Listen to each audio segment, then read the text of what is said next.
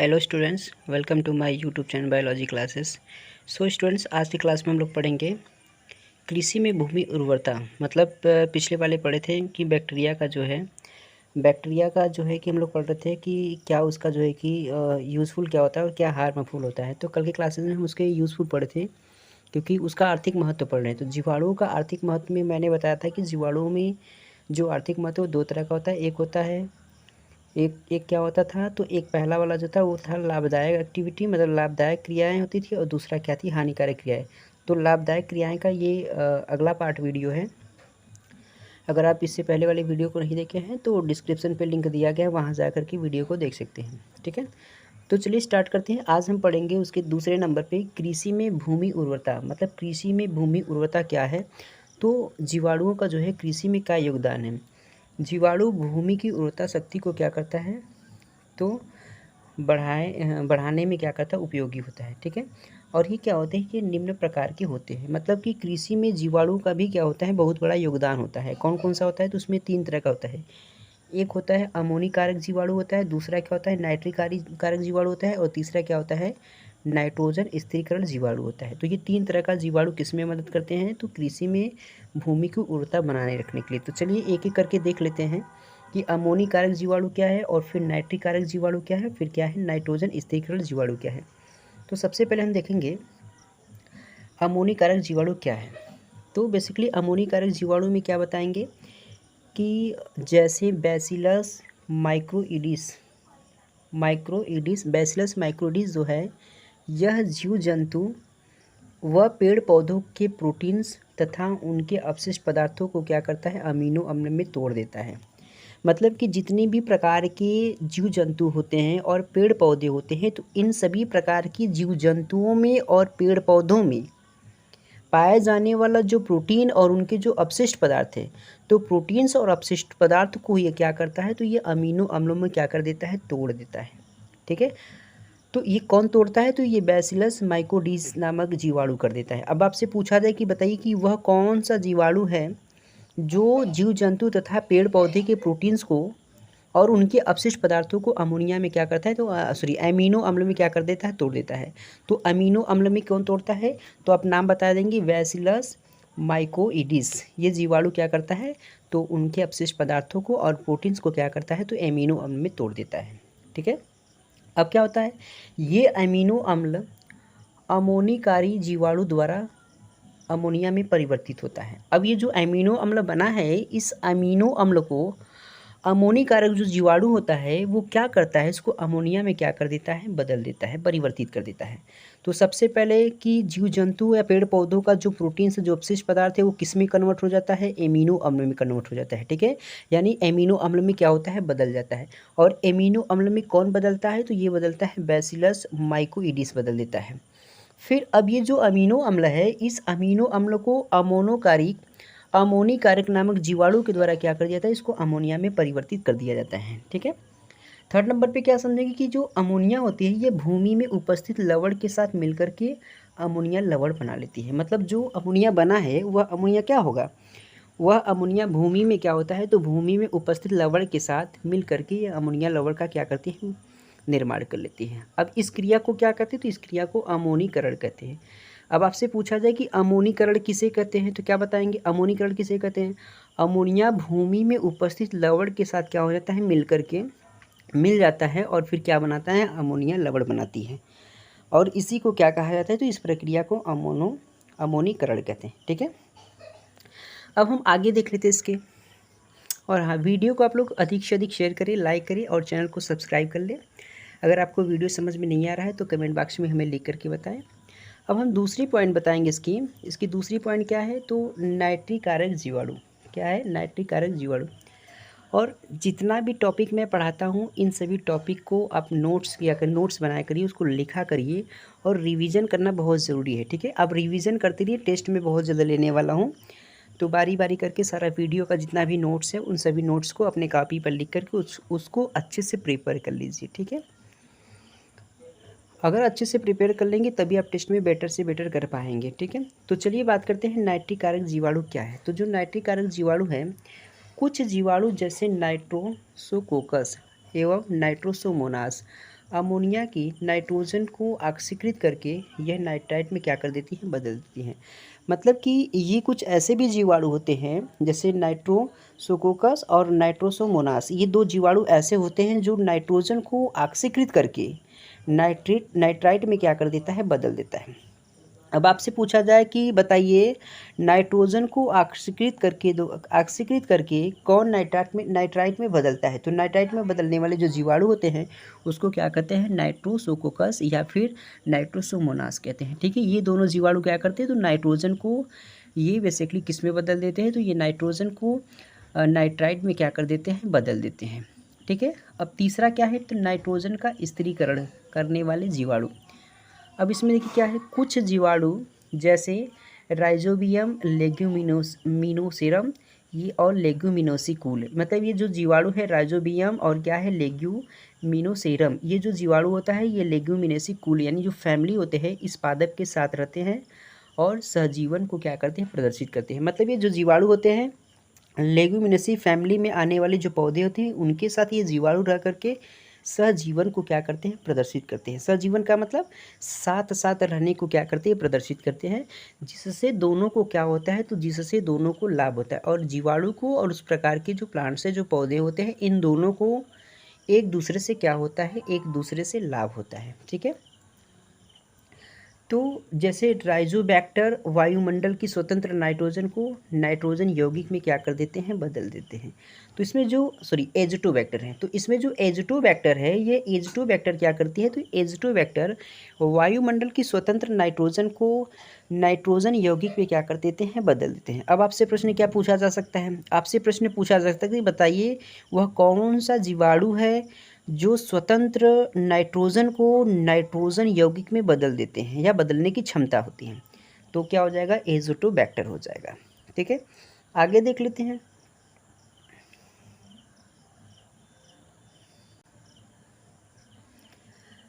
आगे देखेंगे जीवाणु का जो है औषधि के क्षेत्र में क्या इसका योगदान है। तो मेडिसिन में अगर देखें तो इधर क्या है, एंटीबायोटिक है और इधर क्या है, स्रोत। मतलब ये एंटीबायोटिक किस जीवाणु से बनते हैं, मतलब इसका स्रोत क्या है। तो बेसिकली एक एंटीबायोटिक क्या है, तो एक एंटीबायोटिक का नाम है वनकोमाइसिन। क्या है, वनकोमाइसिन। ये जो वनकोमाइसिन है ये किस जीवाणु से बनता है, तो स्ट्रेप्टोमाइसीस ओरिएंटेलिस, इस बैक्टीरिया से क्या होता है, बनता है, क्या बनता है, वनकोमाइसिन। ये वनकोमाइसिन एंटीबायोटिक जो है ये स्ट्रेप्टोमाइसिन ओरिएंटेलिस से क्या होता है, बनता है। ठीक है, अब दूसरा एंटीबायोटिक क्या है, तो दूसरा जो है ये है स्ट्रेप्टोमाइसिन। ये क्या है, स्ट्रेप्टोमाइसिन जो होता है, ये जो औषधि होता है यानी ये जो एंटीबायोटिक होता है ये किससे बनता है, तो ये बनता है स्ट्रेप्टोमाइसिस ग्रीसियस से बनता है। ठीक है, देखिए चीज़ें थोड़ा सा नाम यहाँ पे क्या है कि थोड़ा सा डिफ़िकल्ट है, बट इसको एक बार, दो बार, तीन बार अगर हम रिवीजन करते रहेंगे, पढ़ते रहेंगे तो चीज़ें ये आसानी से याद हो जाएगी हमें। ठीक है, अब ऐसा नहीं कि अब लिख करके इसको छोड़ देंगे, रिवीजन नहीं करेंगे, पढ़ेंगे नहीं, तो ये चीज़ें जो है कि याद होने वाली है नहीं, क्योंकि नाम ही इसके ऑलरेडी इतने डिफ़िकल्ट है, देख कर ही लग रहा है। तो इसको बार बार प्रयास करिए, इसको बार बार पढ़िए। ठीक है, तो पढ़ने से क्या होता है कि ये सारी चीज़ें आपको याद भी हो जाएगी।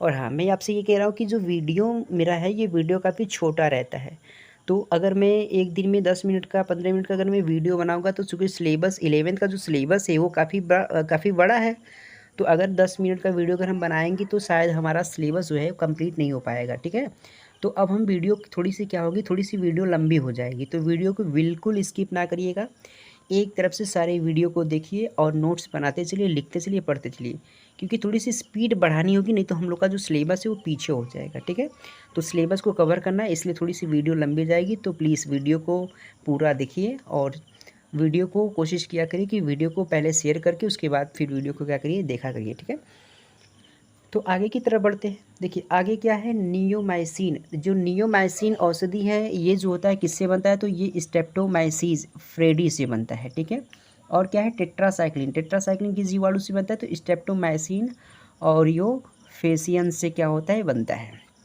अब आगे देख लेते हैं। अब आगे हम बात करते हैं हानिकारक जीवाणु। अब तक हम लोगों ने जो पढ़ा, अब तक हम लोगों ने सिर्फ लाभदायक क्रियाएं के बारे में पढ़े थे। यानी कि हमने बताया था कि जो जीवाणु है, जीवाणु को आर्थिक महत्व जो होता है वो दो तरह का होता है। एक लाभकारक क्रियाएं होता है, दूसरा क्या होता है, हानिकारक। तो लाभकारक क्रियाओं में हम लोगों ने बहुत पढ़ लिया, ठीक है।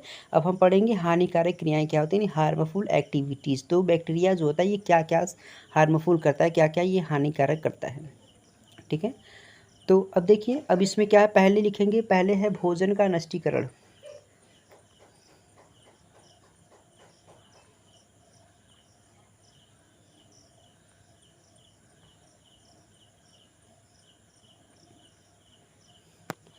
तो पहले क्या बताएंगे, भोजन का नष्टीकरण यानी फूड स्पॉइलेज।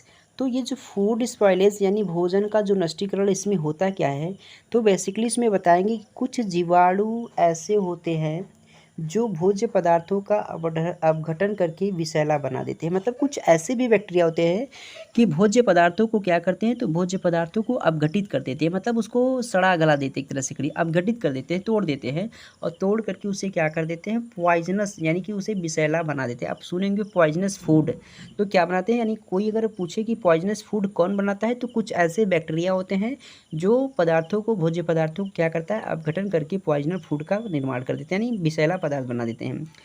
अब वो जीवाणु कौन कौन से, उसके एग्जाम्पल देख ले कि भोजन का नष्टीकरण कौन करता है।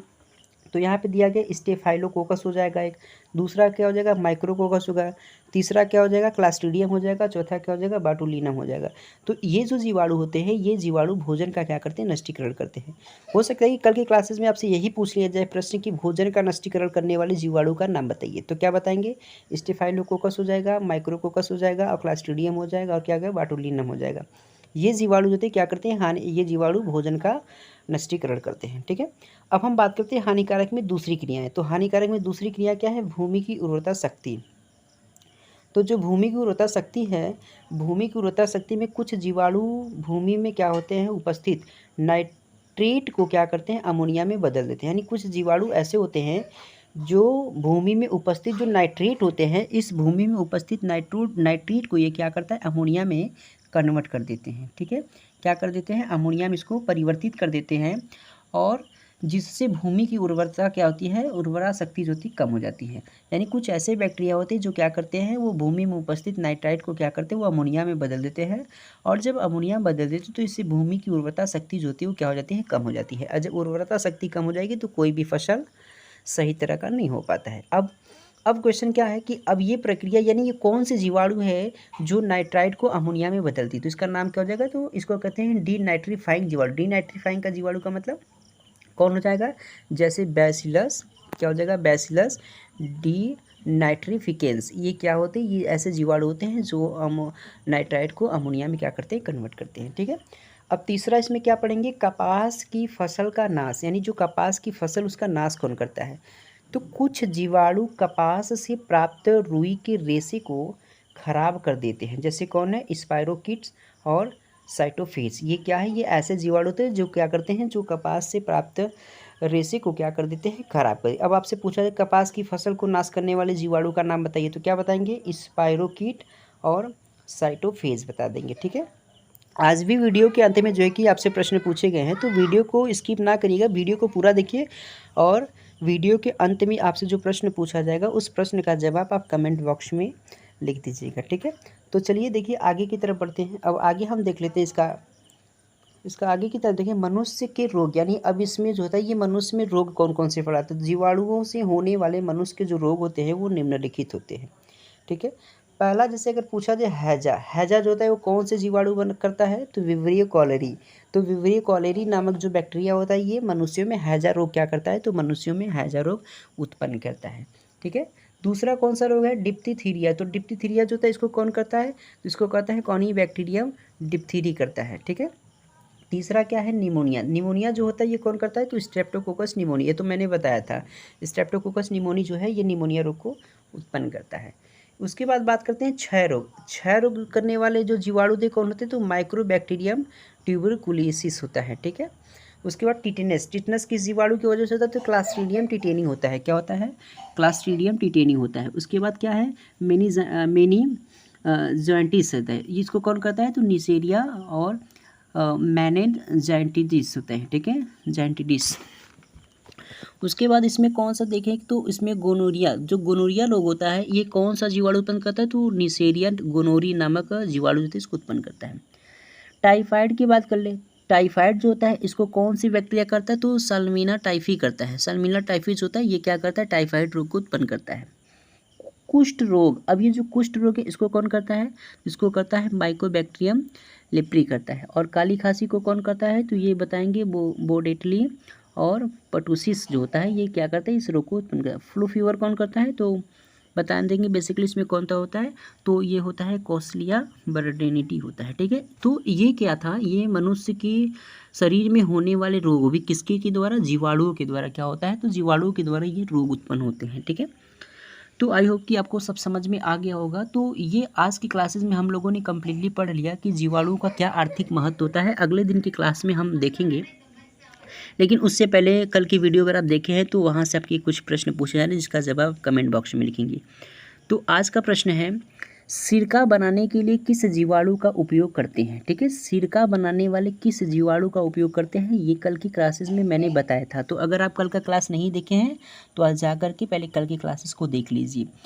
और दूसरा प्रश्न क्या है, दूध में कौन सा प्रोटीन पाया जाता है, तो दूध में कौन सा प्रोटीन पाया जाता है ये भी मैंने बताया था कल, ये भी बताइएगा कमेंट बॉक्स में लिख करके। एंड तीसरा क्या हो जाएगा, दूध खट्टा क्यों हो जाता है, ठीक है। तो दूध खट्टा क्यों हो जाता है इसके बारे में हम लोग क्या करेंगे, इसके बारे में आप जो है कि कमेंट बॉक्स में लिखेंगे। और हाँ, कल की क्लासेस में हम इसके आगे का टॉपिक बताएंगे और कोशिश करेंगे कि जल्द से जल्द चैप्टर समाप्त हो जाए। लेकिन आपको एक सूचना देना चाहते हैं कि वीडियो कल से मेरा थोड़ा सा काफ़ी लंबा होगा।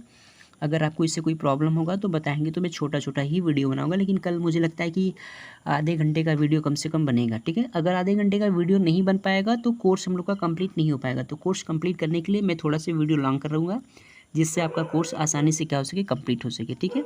और वीडियो को अधिक से अधिक शेयर करें, चैनल को सब्सक्राइब करें। Thank you.